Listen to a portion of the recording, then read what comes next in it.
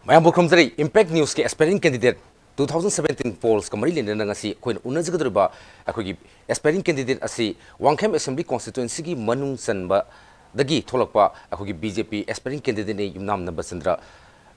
bo hamda tam oksari and welcome to aspiring candidate 2017 Yumnam Nambasandra si maru oina Manipur gi samaj di mayam hena masak khangna misak amani habida hamen batholoi akoi yupa ko gi founder general secretary ni dagi khogi nipco dagi percent ubirami usm gi percent ubirami laibaki issue aso kaya kaya da thawai haksang yauna daita kya ma lobiram no mutungda handak si mikhalda tholaki habigi free ma lakpasta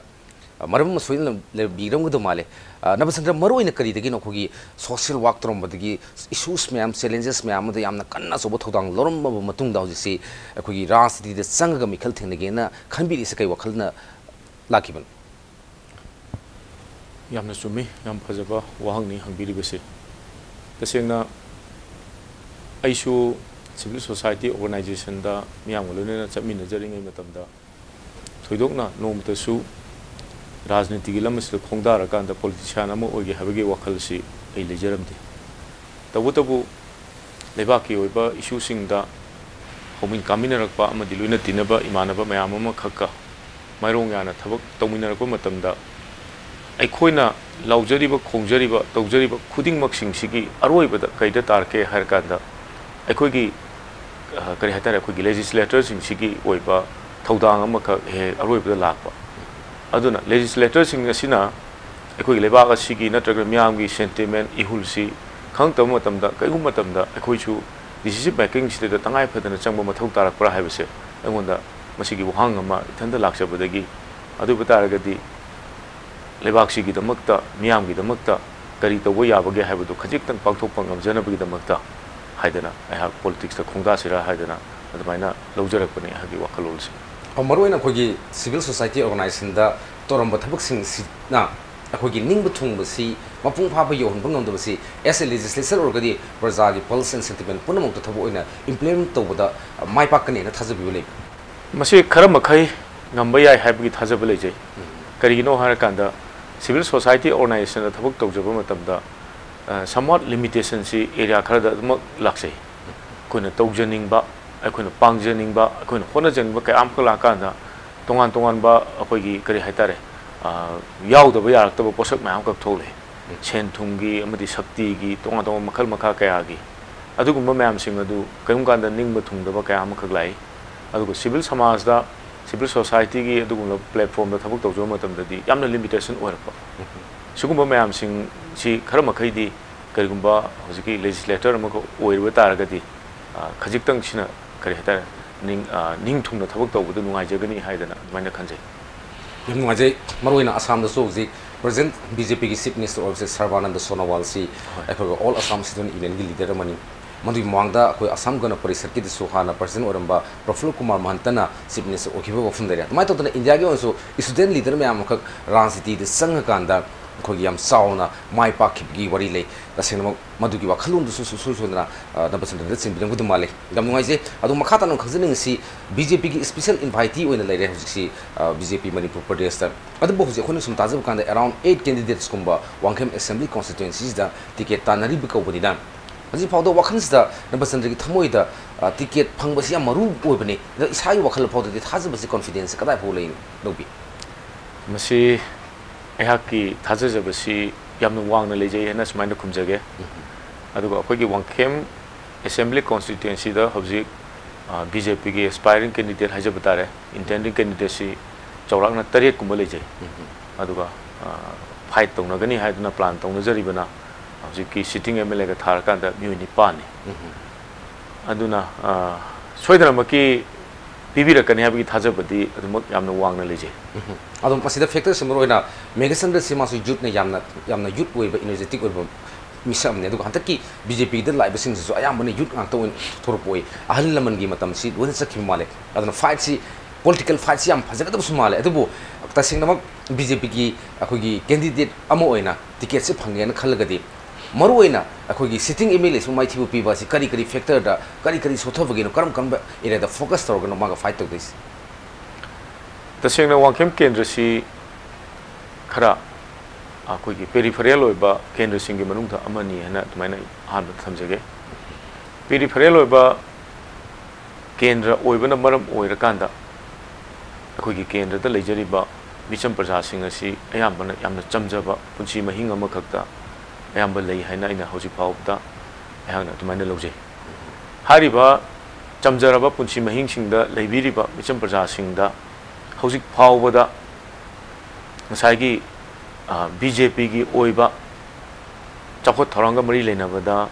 ꯑꯩꯈꯣꯏꯒꯤ ꯈꯔ ꯍꯦꯟꯅ interest ꯂꯧꯔꯤꯕ ꯅꯠꯇ꯭ꯔꯒꯅ ꯍꯧꯖꯤꯛ ꯐꯥꯎꯕꯗ ꯄꯥꯏꯈꯠꯂꯛꯂꯤꯕ ꯊꯕꯛ ꯀꯌꯥꯁꯤꯡ ꯃꯤꯆꯝ ꯄ꯭ꯔꯖꯥꯁꯤꯡꯗ ꯌꯧꯗꯕ ꯀꯣꯡꯒꯥꯏ ꯑꯃ ꯌꯥꯎꯔꯤ ꯈꯪꯕ ꯉꯝꯗꯕ ꯁꯤꯒꯨꯝꯕ ꯃꯌꯥꯝꯁꯤꯡ ꯑꯁꯤꯁꯨ ꯈꯪꯍꯟꯐꯝ ꯊꯣꯛꯏ ꯍꯥꯏꯗꯅ ꯑꯗꯨꯃꯥꯏꯅ ꯑꯩ ꯊꯝꯖꯅꯤꯡꯉꯤ ꯑꯗꯨꯒ ꯂꯣꯏꯅꯅ ꯀꯦꯟꯗ꯭ꯔꯒꯤ ꯑꯗꯨꯒꯨꯝꯂꯕ ꯃꯤꯌꯥꯝꯁꯤꯡ ꯑꯁꯤꯒ ꯈꯨꯠꯁꯝꯅꯔꯀꯥꯟꯗ ꯃꯈꯣꯏꯒꯤ ꯋꯥꯈꯜꯗ ꯂꯩꯖꯕ ꯑꯅꯤꯡꯕ ꯑꯄꯥꯝꯕ ꯃꯌꯥꯝꯁꯤꯡ ꯑꯗꯨ ꯈꯨꯠꯁꯝꯅꯅ ꯊꯕꯛ ꯑꯣꯏꯅ ꯃꯇꯨꯡ ꯇꯥꯔꯛꯄꯗꯁꯨ ꯄꯥꯡꯊꯣꯛꯃꯤꯟꯅꯕ ꯉꯝꯅꯅꯕꯒꯤ ꯑꯗꯨꯒꯨꯝꯂꯕ ꯀꯟꯐꯤꯗꯦꯟꯁ ꯑꯃꯈꯛ ꯊꯝꯅꯔꯀꯥꯟꯗ ꯑꯩꯈꯣꯏ ꯏꯂꯦꯛꯁꯟꯁꯤ ꯇꯧꯖꯒꯦ ꯍꯥꯏꯕꯁꯤ ꯑꯗꯨꯃꯥꯏꯅ ꯌꯥꯝꯅ ꯃꯨꯟꯅ ꯈꯟꯖꯕꯅꯤ ꯃꯔꯨꯑꯣꯏꯅ ꯍꯧꯖꯤꯛꯐꯥꯎꯗ ꯋꯥꯡꯈꯦꯝ ꯀꯦꯟꯗ꯭ꯔꯗ ꯂꯩꯔꯤꯕ ꯁꯣꯊꯕ ꯅꯠꯇ꯭ꯔꯒ ꯄ꯭ꯔꯖꯥ ꯃꯌꯥꯝꯒꯤ ꯄꯦꯟꯗꯕ ꯅꯤꯡꯕ ꯊꯨꯡꯗꯕꯁꯤ ꯄ꯭ꯔꯖꯥꯒꯤ ꯑꯣꯏꯕ ꯚꯣꯏꯁꯇꯒꯤ ꯁꯨꯝ ꯇꯥꯕ ꯃꯇꯝꯗ ꯃꯔꯨꯑꯣꯏꯕ ꯀꯤ ꯁꯦꯛꯇꯔ ꯈꯩꯕ ꯀꯤ ꯑꯦꯔꯤꯌꯥ ꯈꯩꯁꯤ ꯀꯔꯤ ꯂꯧꯕꯤ ꯑꯌꯥꯝꯕ ꯀꯤ ꯑꯦꯔꯤꯌꯥꯁꯤ ꯑꯩꯈꯣꯏꯒꯤ ꯏꯖꯨꯀꯦꯁꯟꯒꯤ ꯂꯝꯁꯤꯃ ꯌꯥꯝꯅ ꯐꯖꯅ ꯁꯣꯊꯔꯦꯅ ꯑꯩ ꯍꯥꯏꯕꯗ ꯍꯥꯏꯃꯟ ꯃꯊꯧ ꯍꯥꯏꯖꯅꯤꯡꯉꯤ ꯑꯗꯨꯒ ꯑꯩꯈꯣꯏꯒꯤ ꯀꯔꯤ ꯍꯥꯏꯇꯥꯔꯦ ꯊꯛꯅꯅꯕ ꯑꯐꯕ ꯏꯁꯤꯡꯁꯤꯃ ꯍꯧꯖꯤꯛ ꯋꯥꯡꯈꯦꯝ ꯀꯦꯟꯗ꯭ꯔꯗ ꯑꯩꯅ ꯁꯨꯝ ꯈꯟꯖꯕꯗ 90-7-8% ꯊꯛꯇ꯭ꯔꯤꯕ꯭ꯔꯥꯅ ꯑꯗꯨꯃꯥꯏꯅ ꯈꯟꯖꯩ ꯑꯗꯨꯒ ꯂꯝꯕꯤ ꯊꯣꯡꯒꯤ ꯐꯤꯕꯝꯁꯨ ꯑꯗꯨꯛꯅ ꯀꯥ ꯍꯦꯟꯅ ꯐꯕ ꯑꯣꯏꯗ꯭ꯔꯤ ꯍꯧꯖꯤꯛ ꯑꯩꯈꯣꯏꯒꯤ ꯃꯅꯤꯄꯨꯔꯗ ꯀꯣꯡꯒ꯭ꯔꯦꯁꯅ ꯂꯨꯆꯤꯡꯕ ꯁꯔꯀꯥꯔ ꯑꯁꯤꯒꯤ ꯇꯥꯝ ꯑꯍꯨꯝꯂꯛ ꯃꯄꯨꯡ ꯐꯥꯈ꯭ꯔꯕꯁꯨ ꯋꯥꯡꯈꯦꯝ ꯀꯦꯟꯗ꯭ꯔꯗ ꯃꯃꯤꯁꯤ ꯌꯥꯝꯅ ꯆꯥꯎꯅ ꯇꯥꯗ꯭ꯔꯤ ꯑꯗꯨꯝ ꯃꯁꯤ ꯀꯔꯤ ꯍꯥꯏꯇꯥꯔꯦ ꯌꯥꯝꯅ ꯋꯥꯠꯂꯤ ꯍꯥꯏꯖꯔꯤꯕ ꯍꯧꯖꯤꯛ ꯋꯥꯡꯈꯦꯝ ꯀꯦꯟꯗ꯭ꯔꯒꯤ ꯃꯆꯤ ꯃꯌꯥ ꯈꯔꯗ ꯑꯃꯨꯛ ꯑꯩꯈꯣꯏꯒꯤ ꯀꯔꯤ ꯍꯥꯏꯇꯥꯔꯦ ꯃꯤꯁꯤꯡ ꯈꯔꯒ ꯑꯩꯈꯣꯏ ꯚꯣꯇꯔ ꯃꯁꯤꯡ ꯈꯔꯒ ꯋꯥꯠꯅ ꯂꯩꯖꯕ ꯈꯨꯟ ꯈꯔꯗꯗꯤ ꯆꯥꯎꯈꯠꯄꯒꯤ ꯃꯃꯤꯁꯦ ꯇꯥꯗ꯭ꯔꯤꯅ ꯂꯧꯕ ꯌꯥꯕ ꯃꯌꯥꯝ ꯑꯃꯈꯛꯁꯨ ꯑꯩꯈꯣꯏ ꯊꯦꯡꯅꯖꯩ ꯑꯗꯣ ꯍꯧꯖꯤꯛ ꯐꯥꯎꯕꯗ ꯃꯔꯨꯑꯣꯏꯅ ꯋꯥꯡꯈꯦꯝ ꯀꯦꯟꯗ꯭ꯔꯒꯤ ꯄ꯭ꯔꯖꯥꯁꯤꯡꯁꯤꯅ ꯑꯩꯈꯣꯏꯒꯤ ꯑꯜꯇꯔꯅꯦꯇꯤꯞ MLA ꯑꯃ ꯄꯥꯝꯃꯛꯄꯅꯤ ꯑꯜꯇꯔꯅꯦꯇꯤꯞ ꯔꯤꯄ꯭ꯔꯖꯦꯟꯇꯦꯇꯤꯞ ꯑꯃꯈꯛ ꯄꯥꯝꯃꯛꯄꯅꯤ ꯄ꯭ꯔꯖꯥꯒꯤ ꯄꯜꯁ ꯈꯪꯕ ꯄ꯭ꯔꯖꯥꯒꯤ ꯁꯦꯟꯇꯤꯃꯦꯟ ꯈꯪꯕ ꯑꯗꯨꯝꯕ ꯀꯩꯅꯣꯃ ꯄꯥꯝꯃꯛꯄꯅꯤ ꯁꯣꯐꯥ ꯍꯧꯖꯤꯛ ꯐꯥꯎꯕꯗ ꯑꯩꯈꯣꯏꯒꯤ ꯋꯥꯡꯈꯦꯝ ꯀꯦꯟꯗ꯭ꯔꯗꯒꯤ ꯑꯩꯈꯣꯏꯒꯤ ꯍꯧꯖꯤꯛ ꯁꯤꯇꯤꯡ MLA ꯁꯤꯕꯨ ꯄꯦꯟꯗꯗꯅ ꯅꯕꯆꯟꯗ꯭ꯔꯒꯤ ꯏꯅꯥꯛꯇ ꯂꯥꯛꯄ ꯀꯥꯆꯤꯟ ꯀꯣꯌꯥ ꯃꯌꯥꯝꯗꯒꯤ ꯀꯦꯟꯗ꯭ꯔꯁꯤꯒꯤ ꯑꯦꯕ꯭ꯔꯤ ꯅꯤꯛ ꯑꯦꯟ ꯀꯣꯔꯅꯔꯗꯒꯤ ꯂꯥꯛꯄꯤꯕ ꯑꯩꯈꯣꯏꯒꯤ ꯄ꯭ꯔꯖꯥ ꯃꯌꯥꯝ ꯍꯥꯏꯇꯥꯔꯦ ꯚꯣꯇꯔꯁꯤꯡꯁꯤꯅ ꯅꯕꯆꯟꯗ꯭ꯔꯗ ꯂꯥꯛꯄꯤꯕꯁꯦ ꯋꯤꯠ ꯒ꯭ꯔꯤꯚꯥꯟꯁꯦꯁ ꯊꯥꯖꯕ ꯑꯃꯒ ꯂꯣꯏꯅꯅ ꯂꯥꯛꯄꯤꯕꯁꯦ ꯅꯪꯅ ꯑꯣꯏꯔꯒꯗꯤ ꯑꯩꯈꯣꯏꯒꯤ ꯑꯁꯥꯁꯦ ꯁꯣꯏꯗꯅ ꯅꯤꯡꯕ ꯊꯨꯡꯒꯗꯧ ꯃꯥꯜꯂꯤ ꯅꯪ ꯂꯩꯕꯥꯛꯀꯤ ꯊꯕꯛ ꯌꯥꯝ ꯇꯧꯔꯛꯄꯅꯤ ꯍꯥꯏꯕꯒꯤ ꯃꯁꯤꯒꯤ ꯔꯦꯁꯄꯣꯟꯁꯁꯤ ꯀꯗꯥꯏ ꯐꯥꯎꯒꯤ ꯐꯤꯕꯝꯗ ꯂꯩ ꯍꯧꯖꯤꯛ ꯐꯥꯎꯕꯗ ꯆꯨꯝꯃꯤ ꯑꯩꯈꯣꯏꯒꯤ ꯑꯣꯖꯥ ꯁꯥꯖꯅ ꯇꯥꯛꯄꯤꯔꯤꯕꯁꯤ ꯍꯧꯖꯤꯛ ꯐꯥꯎꯕꯗ ꯑꯩꯍꯥꯛꯀꯤ ꯏꯅꯥꯛꯇ ꯂꯥꯛꯄꯤꯔꯀꯥꯟꯗ ꯀꯦꯟꯗ꯭ꯔꯁꯤꯒꯤ ꯑꯩꯈꯣꯏꯒꯤ ꯚꯣꯇꯔꯁꯤꯡ ꯑꯍꯜ ꯂꯃꯟ ꯑꯗꯒꯤ ꯅꯍꯥ ꯃꯌꯥꯝ ꯑꯃꯈꯛ ꯂꯥꯛꯑꯀꯥꯟꯗ ꯍꯥꯏꯕꯤꯔꯤꯕ ꯋꯥꯁꯤꯡꯁꯤ ꯍꯥꯏꯔꯤꯕ ꯒ꯭ꯔꯤꯚꯥꯟꯁꯦꯁ ꯃꯌꯥꯝꯁꯤꯡꯁꯦ ꯃꯁꯤꯒꯤꯁꯤꯗꯩꯗ ꯌꯥꯝꯅ ꯌꯨꯝꯐꯝ ꯑꯣꯏꯔꯀꯥꯟꯗ ꯃꯈꯣꯏꯗ ꯌꯥꯝꯅ ꯄꯦꯟꯗꯕ ꯌꯥꯝꯅ ꯇꯧꯍꯟꯅꯤꯡꯕ ꯑꯗꯨꯒ ꯑꯩꯈꯣꯏꯗꯁꯨ ꯑꯆꯧꯕ ꯑꯁꯥ ꯑꯃꯈꯛ ꯂꯩ ꯍꯥꯏꯁꯤ ꯁꯨꯃꯥꯏꯅ ꯑꯗꯨꯝ ꯇꯥꯛꯄꯤꯔꯝꯃꯤ ꯑꯩꯍꯥꯛꯅ ꯀꯦꯟꯗ꯭ꯔꯁꯤꯒꯤ ꯃꯆꯤ ꯃꯌꯥꯁꯤꯡꯗ ꯂꯣꯏꯅ ꯁꯤꯟꯕ ꯊꯨꯡꯅ ꯑꯩꯈꯣꯏꯒꯤ ꯍꯦꯛ ꯌꯧꯕ ꯉꯝꯖꯗ꯭ꯔꯤꯕ ꯑꯦꯔꯤꯌꯥꯗꯒꯤ ꯐꯥꯎꯕꯗ ꯃꯈꯣꯡꯅ ꯊꯣꯡꯅ ꯂꯥꯛꯑꯀꯥꯟꯗ ꯅꯨꯡꯁꯤꯕ ꯋꯥꯍꯩ ꯃꯌꯥꯝ ꯑꯃꯈꯛ ꯄꯨꯛꯅꯤꯡ ꯂꯧꯁꯤꯡ ꯑꯣꯏꯕ ꯌꯥꯕ ꯄꯨꯛꯅꯤꯡ ꯊꯧꯒꯠꯅꯤꯡꯉꯥꯏ ꯑꯣꯏꯕ ꯋꯥꯍꯩ ꯃꯌꯥꯝ ꯑꯃꯈꯛ ꯉꯁꯤ ꯐꯥꯎꯕꯗ ꯑꯗꯨꯃꯥꯏꯅ ꯍꯥꯏꯕꯤꯕ ꯃꯌꯥꯝ ꯑꯃꯈꯛ ꯌꯥꯎꯔꯤ ꯑꯗꯨꯒ ꯑꯃꯨꯛꯁꯨ ꯃꯇꯝꯁꯤꯒꯤ ꯆꯠꯅꯕꯤꯗ ꯑꯩꯈꯣꯏꯒꯤ ꯀꯦꯟꯗꯤꯗꯦꯠꯀꯤ ꯃꯌꯨꯝꯗꯕꯨ ꯆꯠꯂꯕꯗꯤ ꯀꯦꯟꯗꯤꯗꯦꯠꯄꯨ ꯎꯅꯔꯕꯗꯤ ꯀꯔꯤꯒꯨꯝꯕ ꯃꯍꯥꯛꯅ ꯀꯔꯤꯒꯨꯝꯕ ꯈꯔ ꯈ꯭ꯔꯣꯁ ꯈꯔ ꯅꯠꯇ꯭ꯔꯒꯅ ꯀ꯭ꯋꯥ ꯍꯩ ꯑꯃ ꯆꯥꯅꯅꯕ ꯇꯧꯔꯛꯀꯅꯤ ꯍꯥꯏꯕꯒꯤ ꯊꯥꯖꯕꯁꯨ ꯀꯅꯥ ꯑꯃꯈꯛꯇ ꯂꯩꯅꯗꯕꯗꯤ ꯅꯠꯇꯦ ꯑꯗꯨꯕꯨ ꯑꯩꯍꯥꯛꯀꯤꯗ ꯂꯥꯛꯄꯤꯔꯤꯕ ꯃꯌꯥꯝꯁꯤꯡ ꯑꯁꯦ ꯃꯁꯤ ꯑꯩꯍꯥꯛ ꯑꯌꯥꯝꯕ ꯃꯇꯝꯗ ꯇꯧꯖꯗꯕ ꯉꯥꯛꯇꯅꯤ ꯑꯗꯨꯕꯨ ꯑꯌꯥꯝꯕꯅ ꯄꯦꯟꯕꯤꯕ ꯑꯗꯒꯤ ꯀꯠꯊꯣꯛꯄꯤꯕ ꯅꯨꯡꯁꯤꯕꯤꯕ ꯃꯌꯥꯝ ꯑꯃꯈꯛ ꯌꯥꯎꯏ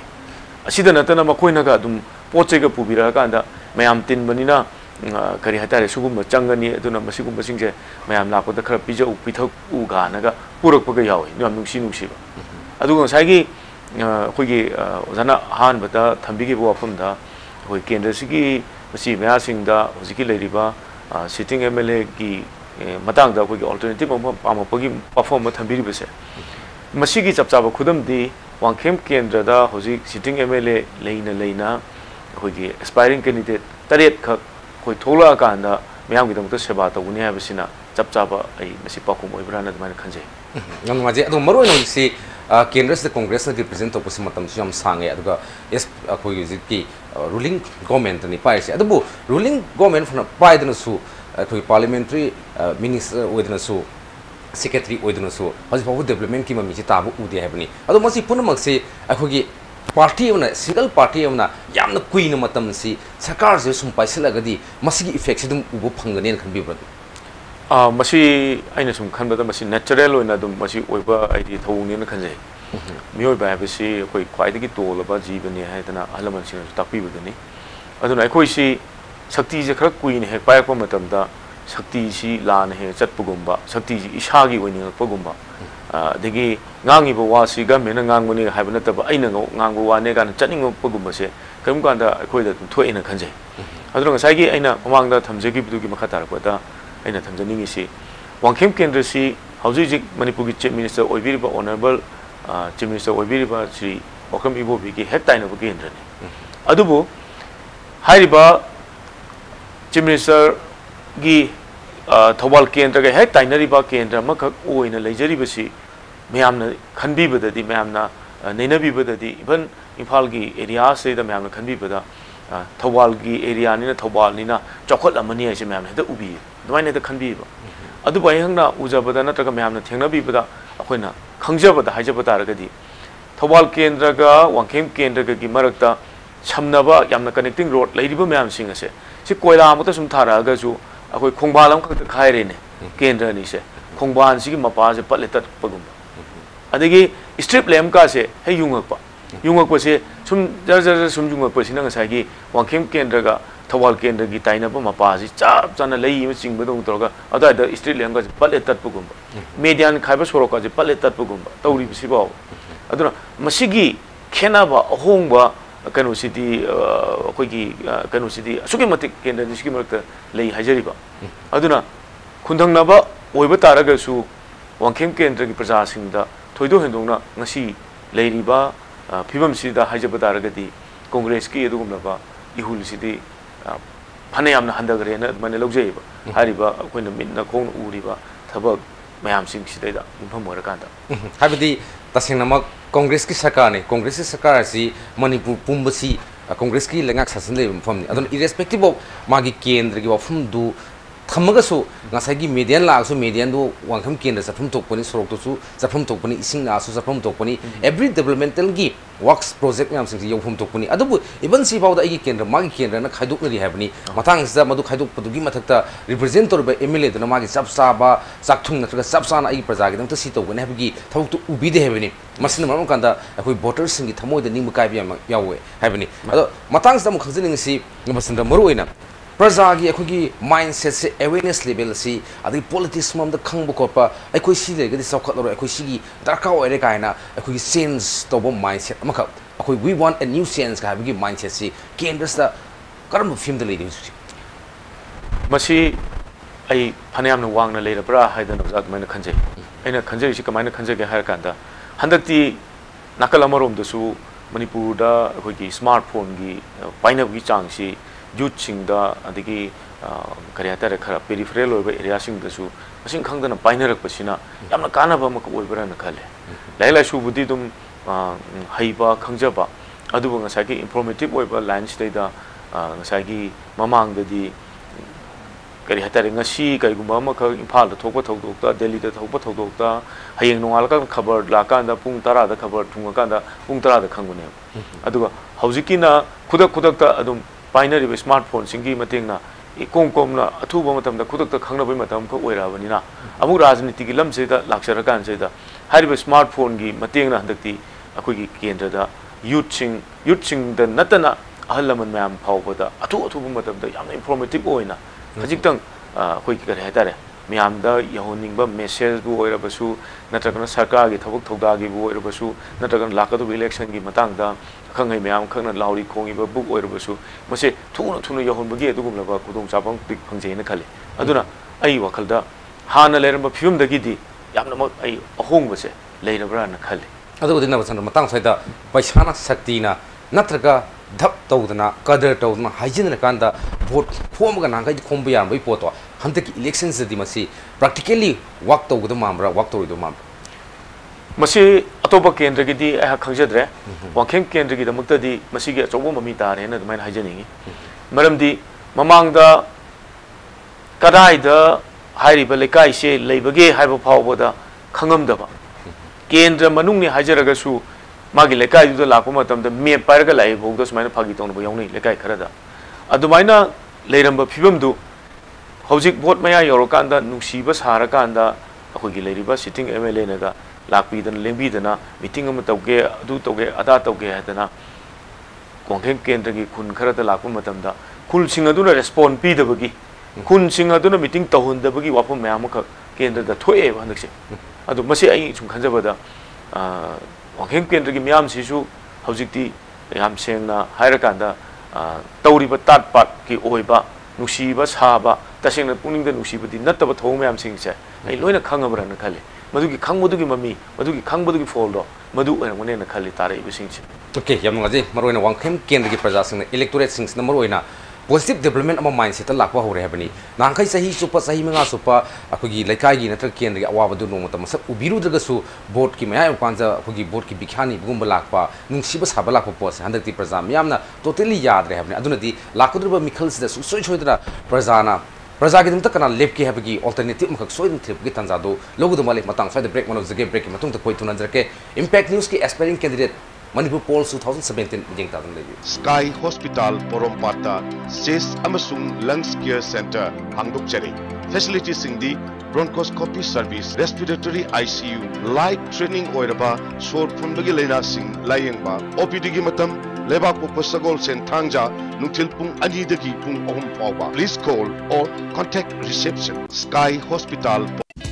Manipur da ihan hanba oina Sigma Bazaar da phangbiragani melamine crockery items sing kg amada lupa chani khudong chabasi lawbiho ngasi maglengsin birau Sigma Bazaar Dingku Road.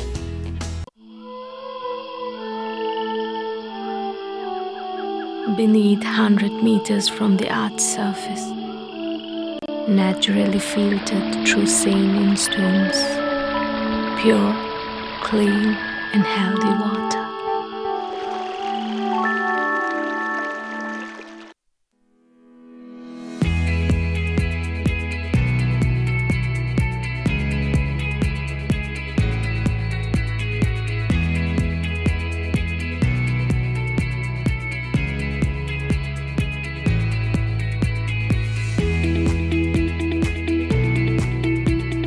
Touch the pinnacles of success for your children. Get enrolled to one of the finest schools in Northeast India, UNESCO School. Excellence in education. Aspiring candidates brought to you by Northeast Dialogue Forum.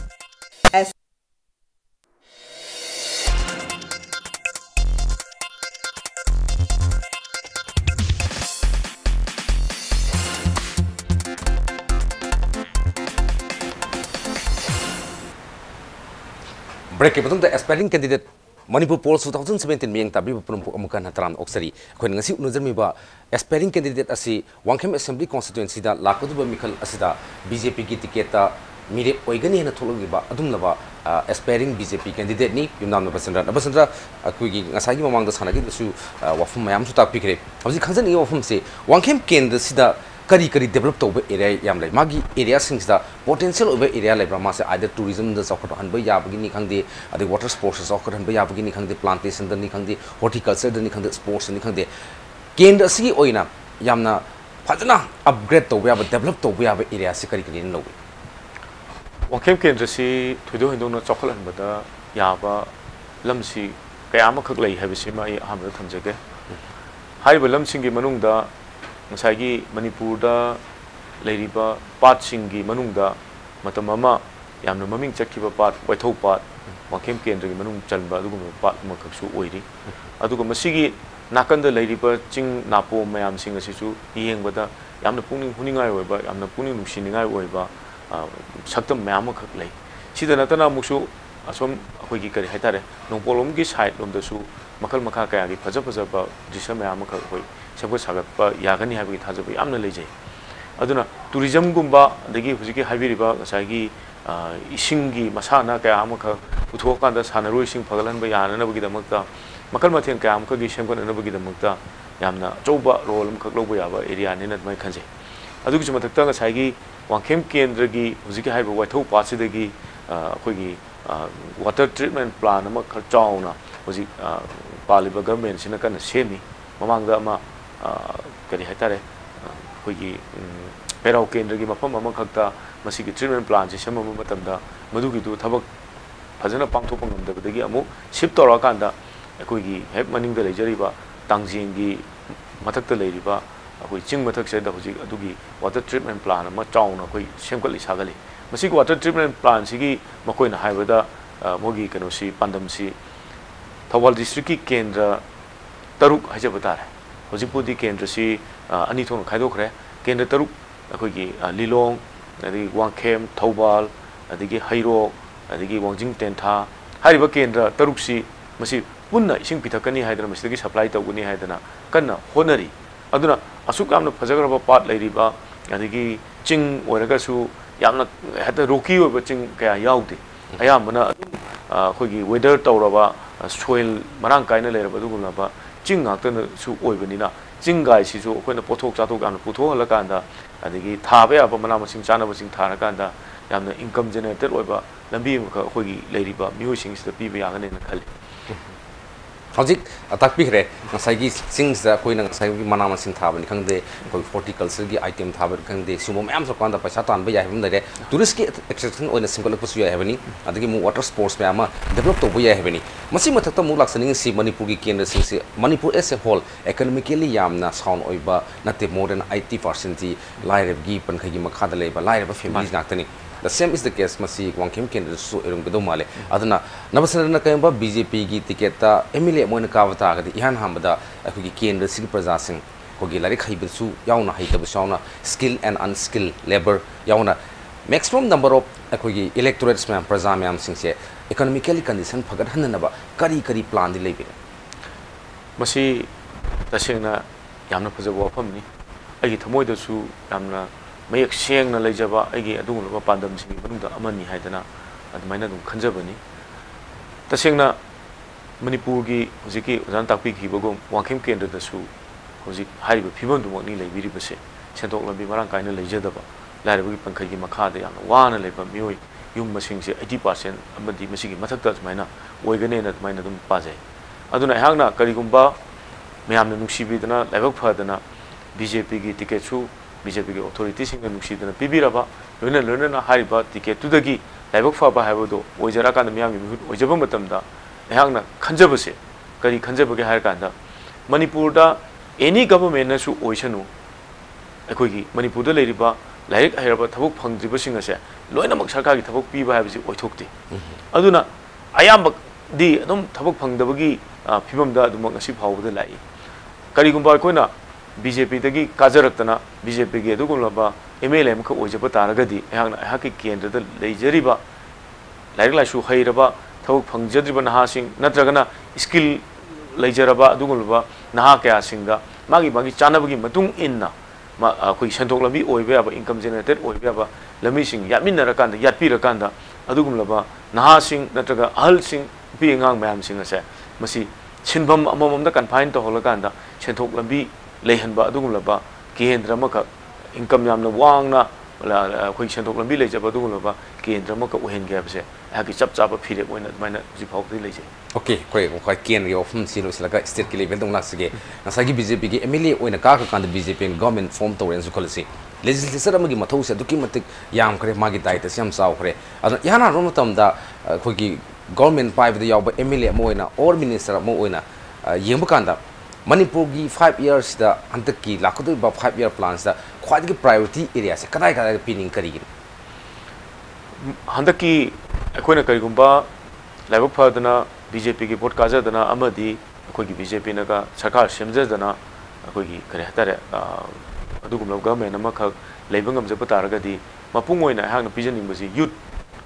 thawuk phangdriba youth chingda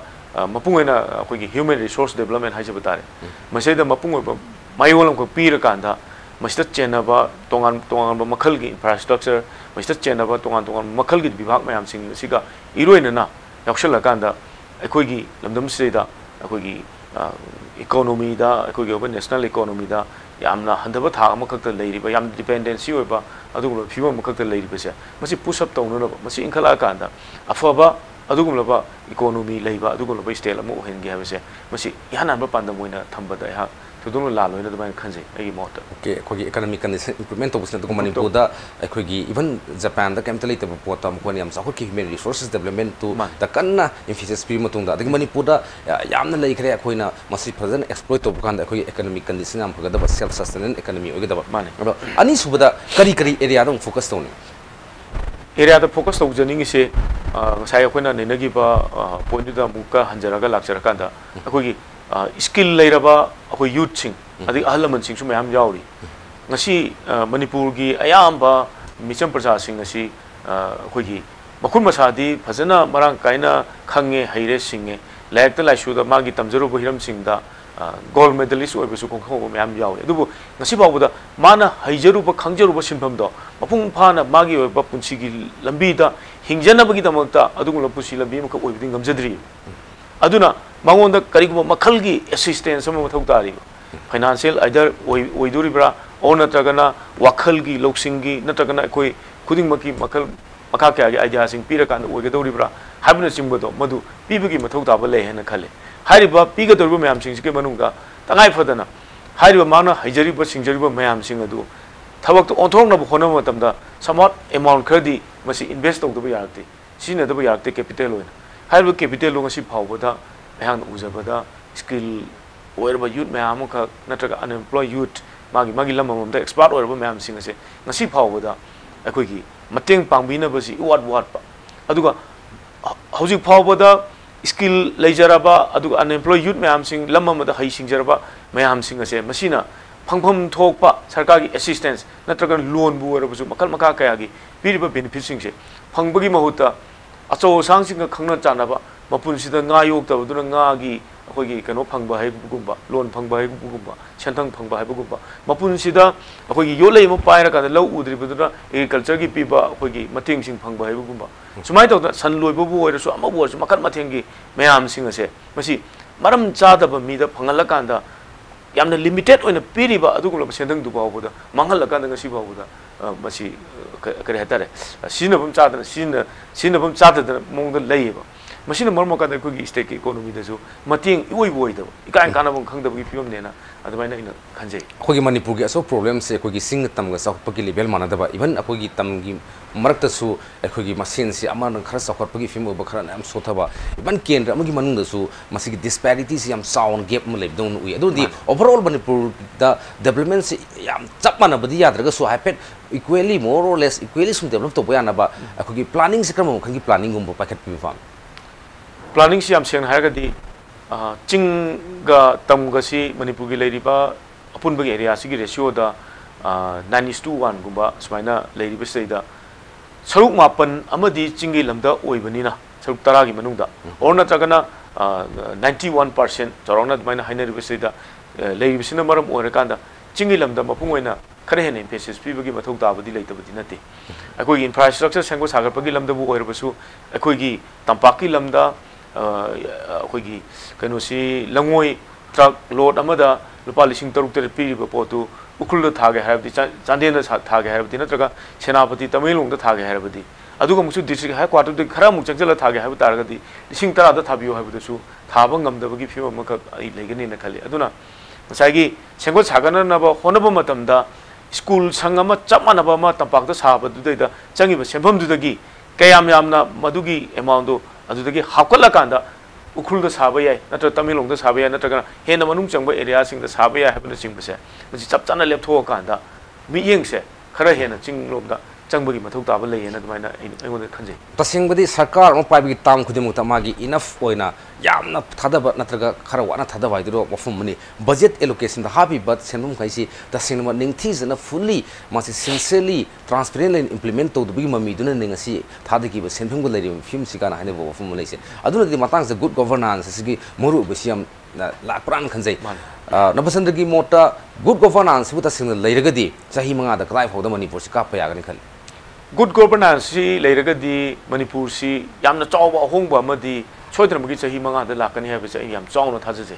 करिगिनो हारकांदा चावख्रबा Bharat सिदैदा चाही अनीगा मखाइरोमदा गाइरिबा नरेंद्र मोदी के government ना यामना करियातर मखल मथेलगी ahong yamna chawna purpu ngami pikraba state se da saka pairibo singa tuna yamna transparent leina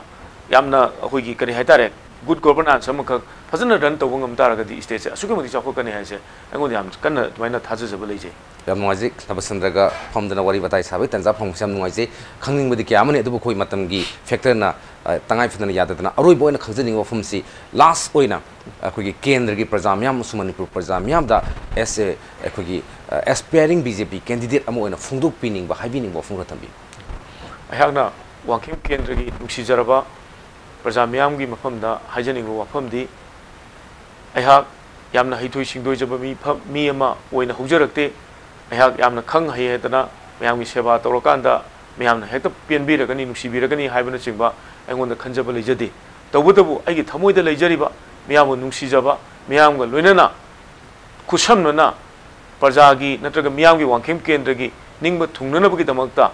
isagi haibado yaudana kathokpaga loinana thabuk tawjage haibaseda mayam punamana khusamna minnarakanda thabuk tawminasi ayhabu thajabiu ayhabu nuksibiu adomna aina phanayamna tawjaning ba thabuk kaya amakak leirabasu mayam gi mihut oidragadi tawbung amoidabanina ihan hanbada wangkhem kendragi nuksijaraba mayamna ayhabu hanbada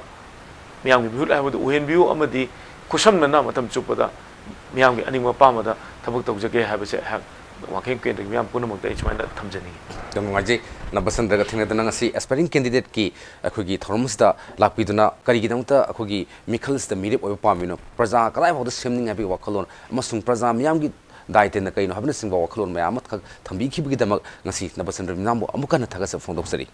loina na miyang tabi punamakta ki aspiring candidate Manipur Polls 2000 gi maikai dagi mathangi edition phobic oy di miyang tabi punamakta ki kainera biya thani sari